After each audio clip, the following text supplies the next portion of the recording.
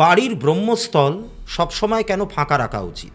বাস্তুমতে বলা হয় যে বাড়ির যে ব্রহ্মস্থল অর্থাৎ একদম সেন্টার পজিশনটা সেটা সবসময় ফাঁকা রাখা উচিত। এমনকি তার উপরে কোনো ছাদ তৈরি করা উচিত না, কোনো রকম ভারী আসবাবপত্র আপনারা বাড়ির ব্রহ্মস্থলে রাখতে পারবেন না, কোনো বাথরুম সেখানে তৈরি করা যাবে না, ইত্যাদি ইত্যাদি। কিন্তু দুঃখের বিষয় হলো আজকের দিনে দাঁড়িয়ে বাস্তুমতে কোনো বাড়ি তৈরি হয় না এবং কোনো বাড়ির ব্রহ্মস্থল ঠিকঠাক মতো নেই, যেই কারণে ঘরে ঘরে আজকে অশান্তি, অর্থাভাব, একটা মনোমালিন্য, এরকম সমস্ত জিনিস, রোগ ভোগ, এই ব্যাপারগুলো দেখা যাচ্ছে। এইবার এই ব্রহ্মস্থলকে কেন ফাঁকা রাখতে বলা হয়? দেখুন, আপনি যখনই ব্রহ্মস্থল ফাঁকা রাখছেন, এমনকি ওপরের ছাদটাও যখন রাখছেন না, তখন মানে আপনার প্রকৃতির থেকে বা ইউনিভার্স থেকে যে পজিটিভিটিগুলো, সেই পজিটিভিটিগুলো কিন্তু ওই ব্রহ্মস্থল দিয়েই কিন্তু ঢুকে সারা বাড়িতে ছড়িয়ে পড়ে। এই কারণেই কিন্তু প্রাচীনকালের মুনি ঋষিরা যারা বাস্তুবিজ্ঞান রচনা করেছিলেন তারা কিন্তু এই ব্রহ্মস্থলটাকে